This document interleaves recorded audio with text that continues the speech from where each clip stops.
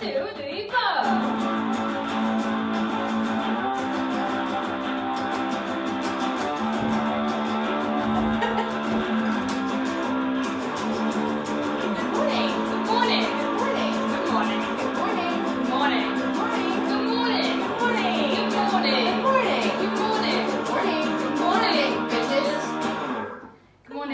Bitches. I just clunked my guitar on the edge of the table. Well, a little bit of a change of scenery this morning. Yep. We thought we would mix it up a little bit because our furniture is all over the place in the other room. So we're here now. Yeah, full disclosure, pre-recorded. This is a pre-recorded show. Because while you're watching this on Tuesday, we're going to be in our apartment in Brooklyn. Yeah, it might. And we couldn't work out how to do this thing. Yeah, so we just figured we would do this way. Yeah. Carry on. And treat you to some new scenery. Through the magic of television. Right, yeah. I feel I'm like a news lady now, sitting at a desk. I'm not mad about the setup, really. Don't mind it. It's alright, we feel like we're quite far away, but maybe we always do. Let us know what you think. Is this a better setup? Is this better?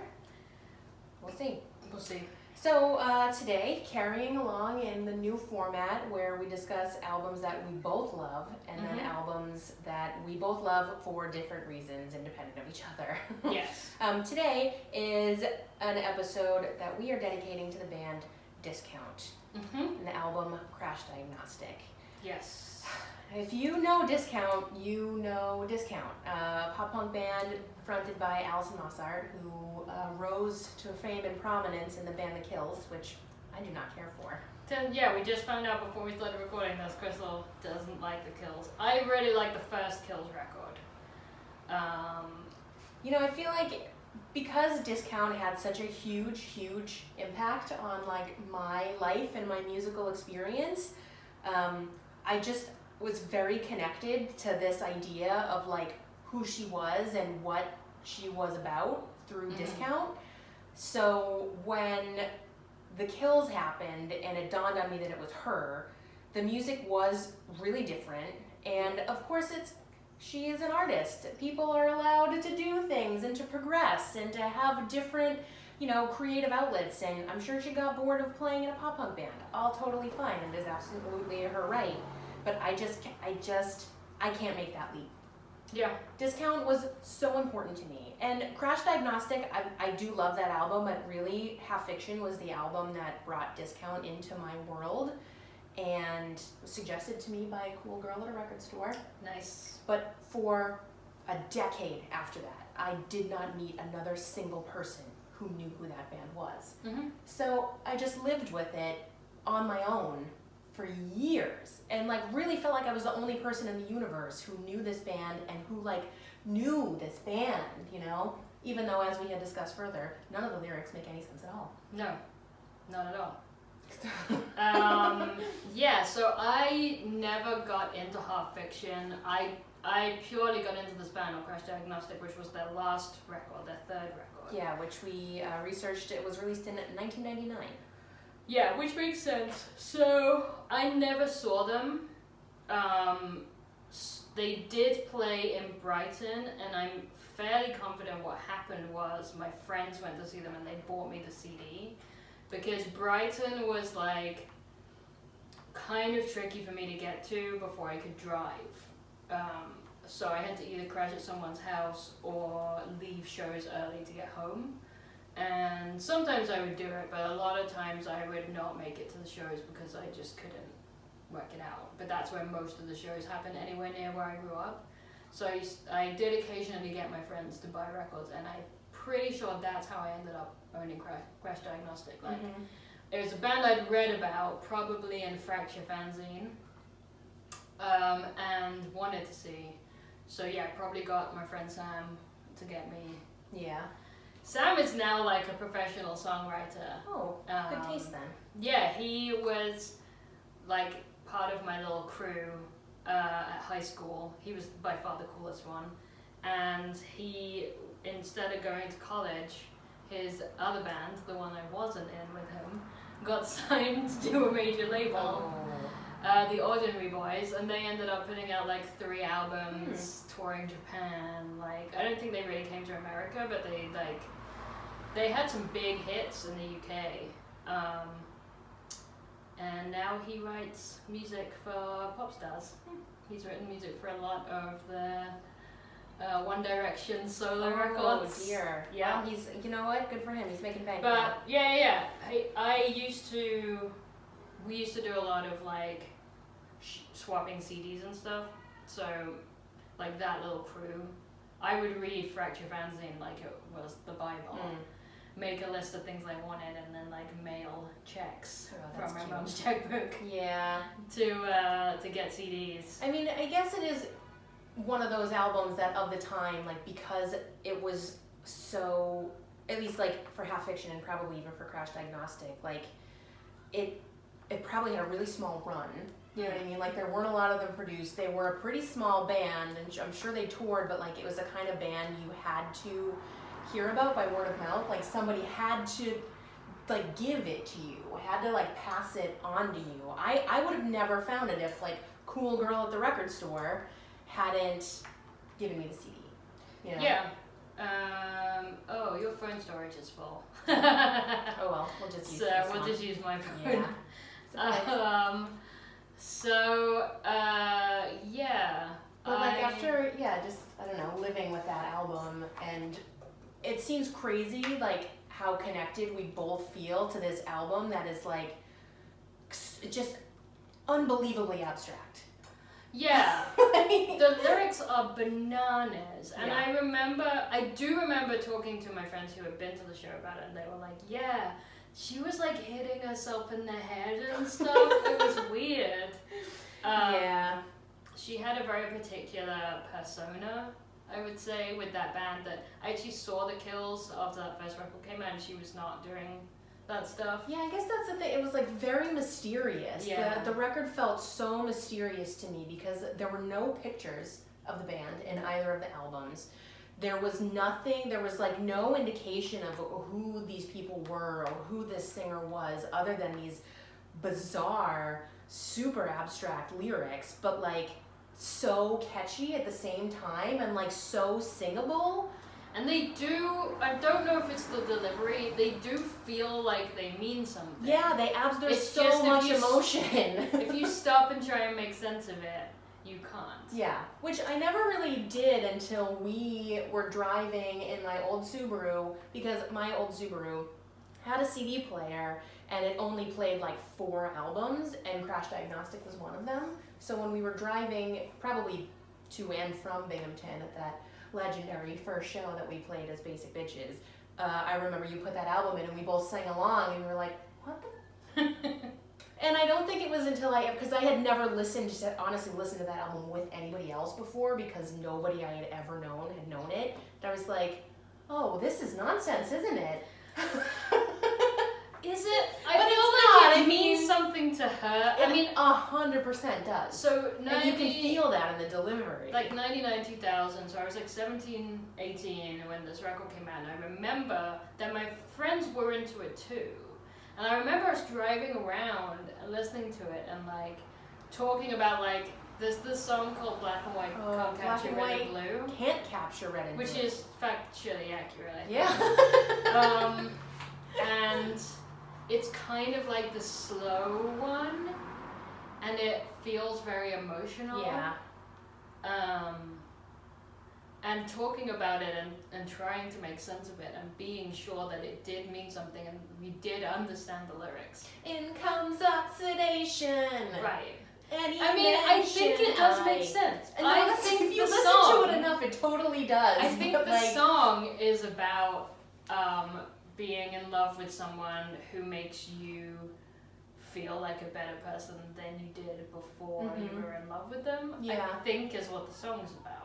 And I guess some of the songs on Half Fiction they're not as abstract as they are in Crash Diagnostic, where you can, like, that's the thing. I think it requires you to like really listen and pay attention over and over and over again to like the sequence of the song and the way it's put together and the order of the words and the symbolism and the metaphors. Like it's in there, but unlike a lot of other pop punk bands, which they were considered a pop punk band at the time, like I think Half Fiction's a little bit more pop punk.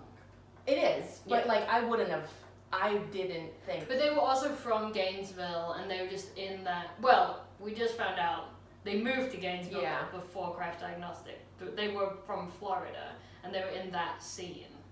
So I think it's one of those things where you just end up playing with whatever bands are around. I think Basic Bitches have often played with bands we don't make a lot of sense with. Yeah.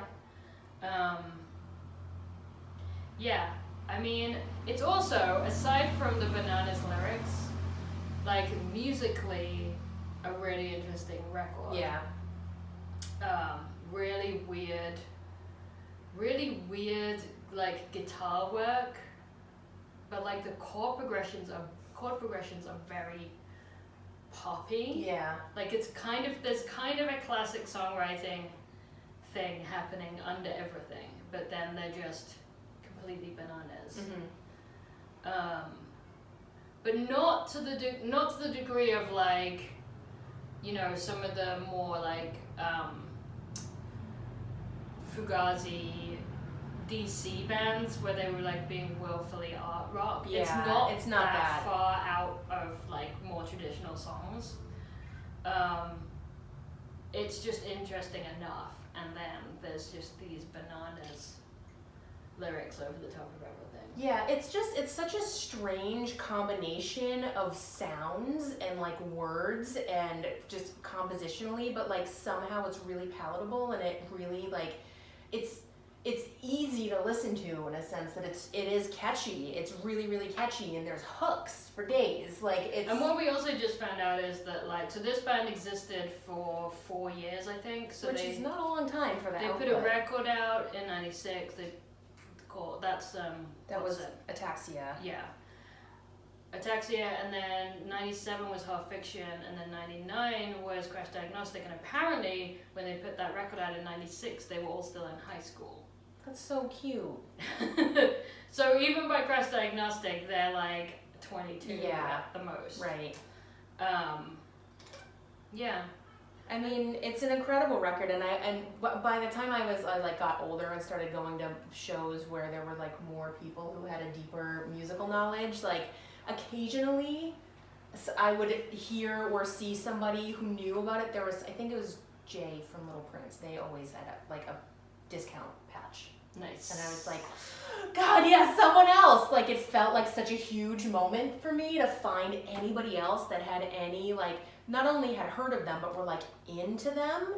It always made me so happy. One of my friends definitely had a discount t-shirt. And I'm trying to remember what God, if I could have a discount t-shirt. Yeah. They we just, should like, just check out eBay. I guess we should, you know, but so when we decided we both had a mutual affection for this album, we decided we were going to cover one of their songs and start playing also in the very early days of me being in Basic Bitches, and I was so excited to get to play one of these songs, and then when we started playing it out, everybody would be like, does anybody know what this, did you guys know that song? Did anybody know what it was? Like, nobody did. I mean, I remember we played one show, and Sam from Plagiacula yelled out a discount song. Oh, I think you probably said like Math Will Miss You Math or something. Will Miss You, which is a great song. So good. But I think that I feel like Plagiacula were at a previous show where we had mentioned discount, and I wonder if he had just gone and listened to them afterwards. Which is fine, really. That's the best case scenario of, you know, and if this gets anybody else to discover or rediscover or visit these albums for the first time or re-listen to them, you know, our job here is done. So I think we should probably... Yeah, so we're going to give the song a go. The song is called Hit. It's one of my favorites on the record. It's arguably one of the more straightforward ones. Yeah. I will get the words wrong because, as discussed, they're a little out there. But I'm going to do my best. Yeah. So if anyone is watching and knows and loves this band, get in touch. We would love to talk about it. I just want to know that there are other people out there that know this band, because I just if anyone wants to sell us a vintage discount shirt. Yes, please. Or even two. Also, if you haven't heard of this band, like, go check it out. It's I think that all the records are on Spotify.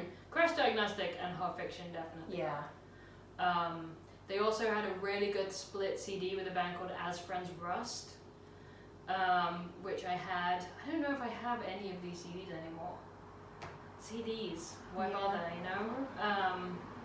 I mean, I'm keeping my CDs of Half Fiction and Crash Diagnostic, so Yeah. I will hold on to those forever. Yeah. Just play them on the boombox in the garage. Worth Fine. it. Worth it. All right. All right. So yeah, this is Hit by Discount from the record Crash From their Diagnostic. 1999 release, Crash Diagnostic. So we'll be back on Thursday, where we'll be doing one of our sort of I want to call them versus episodes, I but don't they're mind, not. but Yeah, I don't mind. Versus. It's not a episodes. competition, but you know, we will make a case for what is it? Well, so on Thursday the theme is Oh, musicals. Or actually, it turns out more specifically Android Lloyd Webber musicals Yeah. that featured prominently in our childhood. So I wouldn't say that Be prepared to be surprised. I wouldn't say that we both still have affection No. for these, but For just some reason, there was a moment in both of Yeah. our lives where these musicals. I feel like Andrew Lloyd Webber musicals were unescapable in the mid 80s. Yeah, to early 90s, I think. Yeah. So this is part of that, but it turns out that like different ones featured in our lives. So we will be talking about those. Yep. And not covering a song from either of them No. on Thursday. And I did make a playlist Yeah. that I will share. That's songs that we are featuring in each episode, and when we've planned it out pretty much through August, so I've put them all in there already. Yeah. So if anybody wants to like try and work out what some of the What's themes what? are. It'll be fun. Yeah. Fun exercise. Okay, ready? Yep.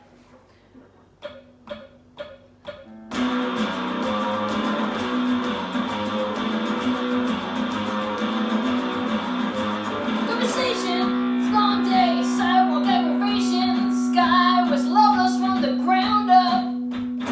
Signs on the insides of coffee, special personalities, television education, mechanical romance.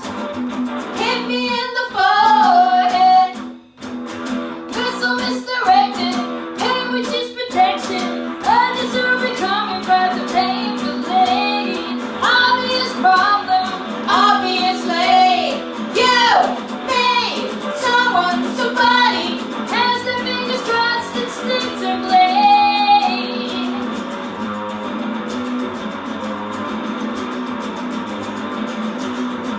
Conversation, forgetting what it's like to be touched, fall asleep on your stomach, sharing dreams of acid indigestion. The more that we question is this nervous rendition of a life beyond this position. Hit me in the forehead, missile misdirected, pain which is protection. I guess you're becoming by the painfully obvious problem, obviously. You, me, someone, somebody has their fingers crossed instinctively.